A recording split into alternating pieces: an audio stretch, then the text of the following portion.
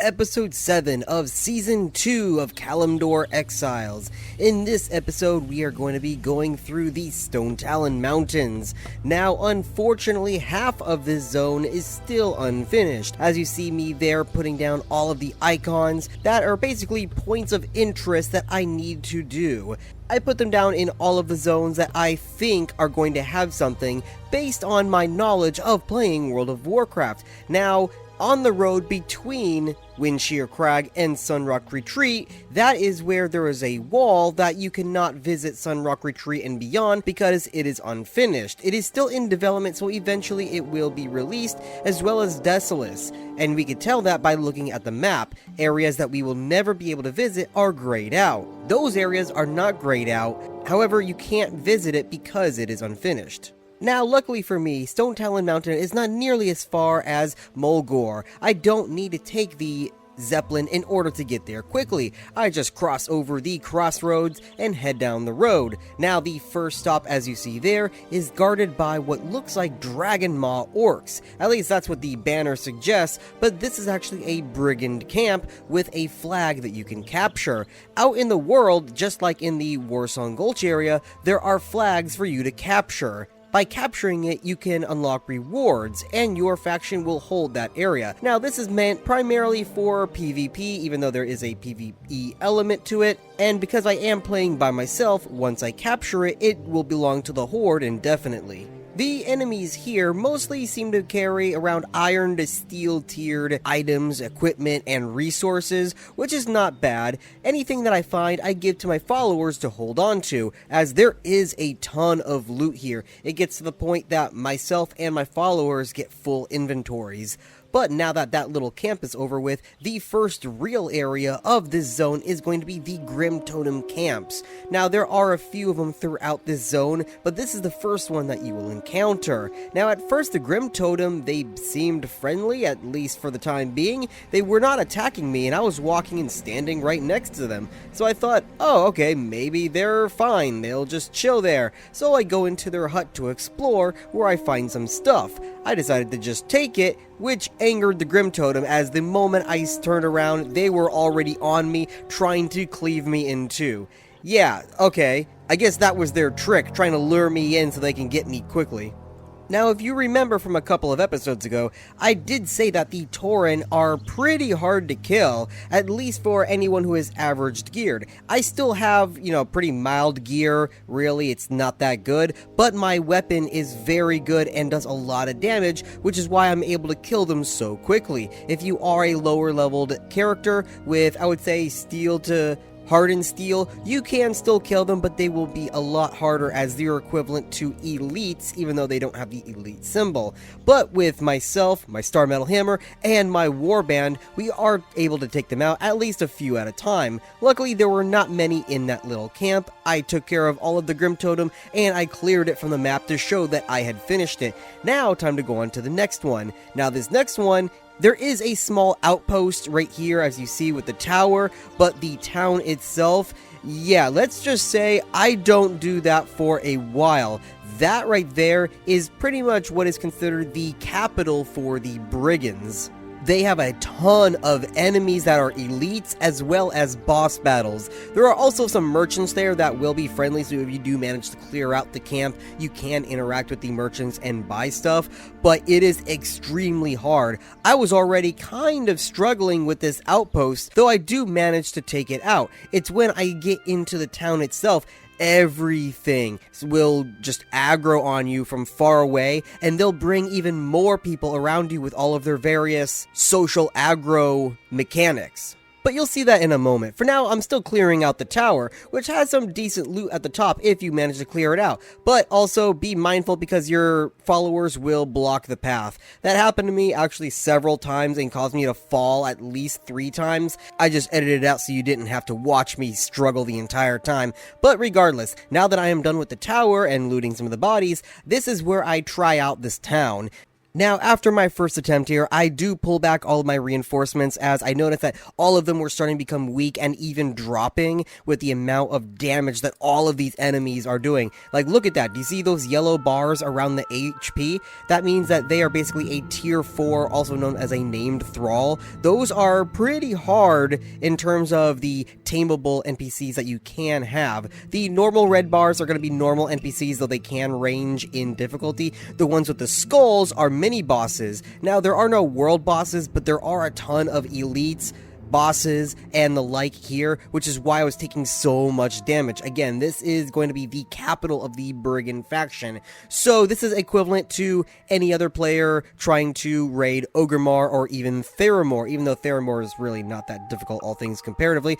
But I pull back my guys, I heal them up as best as I can. I use bandages, potions, and I say, yeah, screw this. Well, luckily, because of my knowledge of World of Warcraft, I know that there is a path to go around. Up in this path here, you can find it in World of Warcraft. It leads you right to the troll village, and the start of it is at the start of the zone. I take a moment while I'm up on top of the cliff to look down at the village that just completely decimated me, but I continue on after a moment to look at the troll village. Now, I was expecting this to be horde controlled because this is horde controlled in the game itself. Nope, it turns out it is brigand controlled as well. Well, you know what that means. Luckily, this is a smaller outpost and not nearly as bad as the one that we just tried taking on. So I slaughter all of them and I capture the flag of this area for the horde.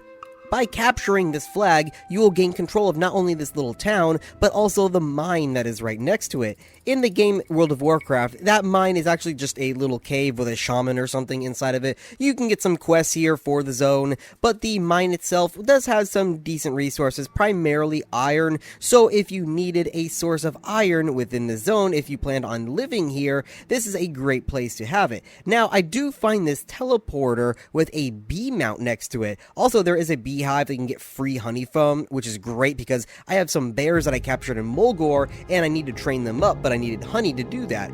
I take the teleporter to see where it would lead me, and it leads me to this random Tauren camp in the middle, well, not really the middle, but in the northern part of Mulgore. The Tauren here are friendly and they will not attack you, but other than that, I don't really see a reason of why it's here. I assumed it's only just a fast travel, kind of like a flight path point, which is why there is a bee mount. You're supposed to be taking the bee mount as the flight path, supposedly. But anyway, I return back, and this is where you see me taking on the cave itself, at least the enemies guarding the cave, and then I capture the flag. I'm speeding up the footage because capturing the flag takes actually quite a while. I would say about 2 to 3 minutes of just standing there. I usually just go AFK and come back, but now that the cave is mine, I head on in to see what lies within. I find a lot of pickup items like the iron pickaxe you see there, as well as a chest with some rewards in it like silver, coins, and a resource pack. Once that is done, I decide to check the map to see my progress. I have defeated at least one of the Grim Totem camps, as well as where the Troll Village would have been. But there are still 2 more Grim Totem camps to the north. We have to go around the Brigand camp in order to get to them. On the way there, I find a corrupted hyena. That's interesting because I haven't seen them yet in this map. Luckily, corrupted hyenas are fairly easy, so I was able to one-shot it, along with all of the other striped hyenas that came running after it as well. And just to the north of me are the Grim Totem camps. Now, this first one I ran in expecting to see a ton of Grim Totem, but unfortunately there were none. Instead, it was a neutral camp with a white flag. There are no enemies. It is free to capture for whoever claims it. So I sit there and I wait. While I'm waiting, I notice that this little spot right here has a bunch of nodes in it, including star metal. Now, at first I thought, well, maybe it's just there for decoration, though those planks were glowing, which means I could have taken them. But the iron itself, I wait. After the flag had captured, I noticed that everything starts to get a horde decoration, as well as all the NPCs start spawning in. I find some chests so I could take some items. Well, now it was time to head to the other Grim Totem camp. This one actually does have Grim Totem in it, but I have to go over this little hill first. In the actual World of Warcraft game, it's not really that steep, so I was not expecting it. But I get there anyway, and realize that this was the back of the camp, as the other way where I first walked in is the entrance. The Grim Totem here are just as difficult as the other Grim Totem, and there are a lot more of them. Luckily, I was able to pick them off one at a time, at least until the rest of them came rushing in, where it turned into a giant clusterfuck. During this ensemble of beef, they are hitting me so hard that it actually breaks my gear, at least some of it. You'll see now for the rest of the episode, at least until the near end, I will not be wearing a helmet. That's because the helmet was the first item to break. After looting everything in the camp, I decided to continue on my journey through the Stonetalon Mountains, where on the map I noticed that there is another neutral flag. This one is where the Cobalt mine is. Now there's nothing really in this mine again except for iron and some brimstone, which good thing, because I did need some brimstone in order to craft some higher end stuff. So I gather what I can, which is not much as this is a small cave. I capture the flag to claim it for the Horde, and I continue on to the next area, which is the spider area. A lot of Horde players will know this place because this is where you fight, I believe she's called Bethleseth or Bethseth, or I don't remember actually what she's called. You know what I mean. It's the one where you have to get the fang from her, and you find it on the wanted poster outside, and she is elite, one of the few elite creatures in this zone. But because the creature that represents Bethleseth or whatever it's called is a spider boss, a world boss, I decided not to take her on just yet, and we'll save that for last. But now it was time to head into the Windshear Crag,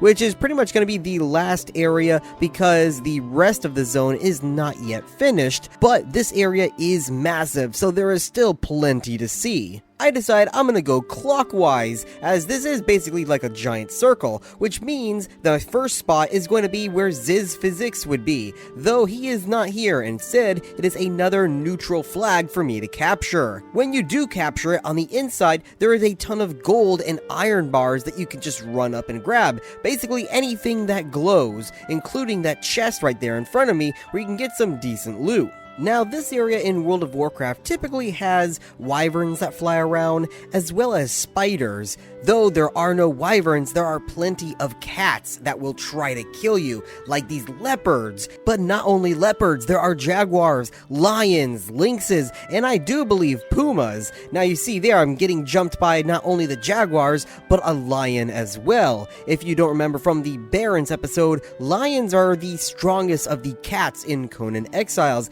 and they drop some pretty good loot, and for some reason they drop demon blood, so I guess lions are considered demons. Now there are also more than just cats in this area, like this weird zombie creature next to this Alliance outpost. This Alliance outpost in World of Warcraft is the Venture Co area in the middle, where you would find all of the logging machines and stuff.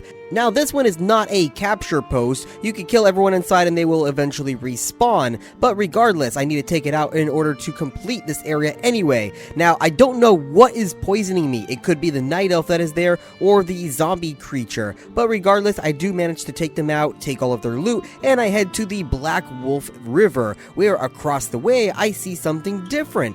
I see Zandalari architecture. So this area is Horde protected because these Zandalari trolls are part of the Horde in this map. Now I don't know why there are Zandalari, because the Zandalari, while they are friendly to the Horde in the vanilla time period, they are not a part of the Horde until way later on. Either way, it is still cool to see all of this Mist of Pandaria, as well as Battle for Azeroth, items, armor, weapons, all imported into Conan Exiles.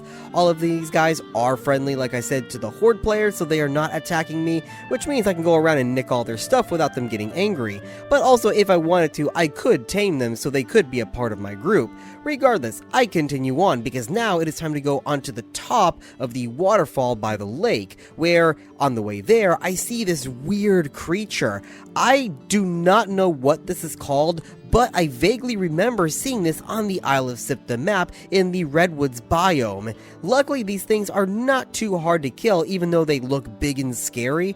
I take him out, and then I get jumped by another one, and I kill that one as well. While we had cats in the southwestern part, in this northeastern part you have these big dudes, as well as Lacerdas and King Elk, which you'll see in a second here. The Lacerdas look really cool, and there is a way to get them as a pet, though though I don't know where you would on this map, because normally you need to find either a hatchling or an egg that you can hatch into the hatchling, and then you could tame them up normally like any other creature. Right there in front of me is the king elk, also known as the Irish elk. There is another term for them called like the megaloros or something like that. Either way, I believe in Conan Exiles they are simply just called king elks. They are technically considered mini bosses, but they are not that hard. Now then, I finally climb up the mountain to the area where you would fight the Ventrico on the top of the platforms hovering over the lake. And just like in World of Warcraft, you do need to watch where you are going or you can easily fall off.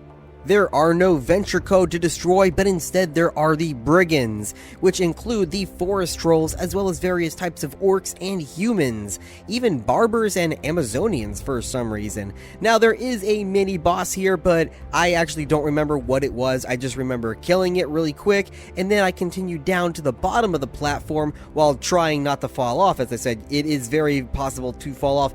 I actually remember from the season 1, I did fall off, but because there are climbing mechanics in this game, I was able to climb right back up instead of falling to my death. I finish up this area and I take the loot for myself. There are 2 chests there, a red one and a blue one. The red one is only for the Horde, while the blue one is only for the Alliance. And being that this is a brigand camp, the brigands will be friendly to those players, so there are no chests for them to loot. Because this area was fairly tight and I was kind of scared of falling off, I did have to go into first person mode in order to explore this area. I do see a Zeppelin and I tried picking it up like the one that I picked up in Thunderbluff, but I was not able to. I even clicked on it to see if maybe it was a teleporter or some sort of flight path, but it was not. So we continue on going clockwise, where we find a portal that will lead you to Ashenvale. Now this is actually in World of Warcraft. I don't believe it is a portal, I think it is just a tunnel you can take, but here it does the exact same function but in quicker time. So that's good to know that there is a fast travel between this zone and Ashenvale, so you don't have to go completely around the Barrens or climbing over the mountains. Now just south of that normally would have been a Tauren tent, and that Tauren would be part of a quest chain that eventually leads you into the Scarlet Monastery. But instead of a Tauren tent, it is another mine filled with just typical humans that you would find in the Conan Exiles game. They go down fairly easy, even that little mini boss that I found there, and I go into the mine. There really is nothing in here of note, just some iron, some coal, and I believe some silver as well. But besides that, there's nothing really that I would want to come back for. So it is time to continue on going south along the wall, where we find some gorillas and gorilla men. This is an excellent spot to farm up skins if you need light hide or thick hide, as the gorillas, and I believe the gorilla men as well, drop both types. Now, continuing on, there is one more camp up the way there, but I see something that I did not expect, a teleporter. This teleporter actually led me up on top of the mountains, and this is when I realized there is stuff on the mountainsides that normally would not have anything in World of Warcraft, which means this is going to open up a whole new exploration for me, but I'm going to have to do this a lot later. For now, I just want to finish up this zone and finish up this episode, but unfortunately for me, I am spotted by Landslide. Landslide is a massive world boss. This one is one of the harder ones, much harder than that spider boss we found earlier, and he completely wrecks my shit because not only does he hit like a truck, but he has a lot of AoE abilities. As you see, my followers, even myself, are going down really quick with just a couple of hits. I tried to get a couple of swings in to see what would happen, but then I noticed this was not going to work. I try to get away, but the second I turn around, he does his AoE swinging ability and completely demolishes me. Well, that's gonna be fine. I don't want to go back and risk losing anything, so instead, I am going to stay home for a little while, repair my gear, get some fresh food, craft more potions because I used pretty much everything during that last run, and I just wait around until my followers come home by themselves. In Conan Exiles, especially if you're in single player mode, if you are in an encounter and your followers are separated from you because you died or you get teleported or something and they stop following you, they will eventually just return home by themselves, but it can take quite a while. For me, it took about 20 minutes to half an hour, but that was fine. I was able to go AFK, I repaired all of my stuff, and I decided it was time for another member of the war band. Instead of going with another orc, I decided to use a troll. Now, this troll is a warrior, but eventually I respec him to be an archer because I lack archery right now, and the other orcs that I have are specialized to be melee rather than ranged. So I'm going to swap around a couple of their gear and their weapons, but that's going to be later on. For now, I give him a sword and a shield and some temporary armor until I can make him a proper set. But there is something else to know. While I was taking all of the materials that I had given to my followers during the raids I had just done, I noticed something. I was missing one of my followers, Wolfheart. I looked on the map and saw that Wolfheart was still where the boss was. So I was like, well, everyone else came home, why didn't he? Turns out he died. Unfortunately, he went down and I did not get back to him on time to pick him back up. So unfortunately, my follower Wolfheart has perished. But in order to honor him, we go back and we will be finishing this zone with our newest member, Zakar Tigerbane. He is going to be the troll that you see right there. He is a forest troll, so he is green and not blue, which is perfectly fine. We're not racist here, except against humans and elves and gnomes and dwarves, anything of the Alliance. But we take on the spider without a hitch. These spider bosses are really not that hard. It's just you don't want to go after them if you're still a relatively new player. But now that my armor is fully repaired, my weapons are fully repaired, and all of my followers are, well, most of my followers are back to full health, we take on that spider, we get the skeleton key from them, and there's still one more place we have yet to finish. That would have been that camp that was right next to the teleporter where I died. So on the way back, I stop at Ziz Physics and pick up some more golden bars and some iron and leather that's just laying around, because now that we control this area for the Horde, I can come back whenever I want and take everything that they have. Now, luckily for me, this last camp that I have yet to defeat only have Dogs of the Desert. They are basically iron tier difficulty, which means they are completely weak to me. I am overpowered and completely like 1 to 2 shot all of them. But that's not what makes this a great location. Going inside of the cave, at first it looks just like a normal cave like the last 3 that I had visited in this episode. There are some crystals, but for some reason you're not able to loot them. There is also obsidian, which you can loot, black ice, which is amazing, and also star metal. Star metal, again, is something that I really need, but unfortunately, I had forgotten that in the last year or 2, or maybe it was longer than that, it's been a while since I've played Conan Exiles proper, but they made it so you cannot farm star metal unless you have a hardened steel pickaxe or a star metal pickaxe, which means my standard steel one will not work, which is why when I go to harvest it, I do not get anything. This is probably to prevent low-level players from getting the best equipment in the game early on, which makes sense, but it kind of disappointed me. So I'm gonna have to come back later. But now this is where you see that they put a gate and the green wall of death in front of the rest of the locations of this zone. So we're gonna have to come back later when it is fully finished. Until then, I head home and I make a gravestone, at least what I can do of a gravestone, for Wolfheart. I put a sword with a helmet on it to signify that this is where he is buried. At least, you know, we're going to say that within the roleplay context. I put down some candles to honor him, and that is going to be the end of this episode. We have finished the Stonetalon Mountains. For the next episode, we are going to be taking on some dungeons finally. We're going to be taking on at least 3 of the dungeons that are available to us right now, including Ragefire Chasm. So until then, I will see you next time. Make sure you like and subscribe if you want to see more Kalimdor Exiles.